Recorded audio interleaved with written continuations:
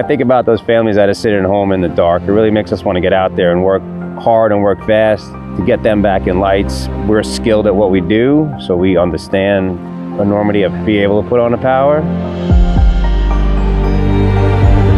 So this is a storm we have been watching over the last week. Started out Friday night. We started getting some precipitation throughout the night, and we started getting outages early that morning. And then we had that second round come in. The freezing rain and the sleet made our outages go back up that Sunday morning.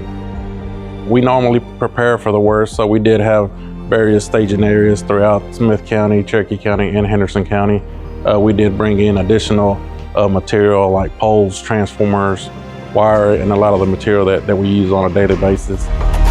We did bring in over 10,000 contract and employees, anywhere from tree trimmers, damage evaluators, crews.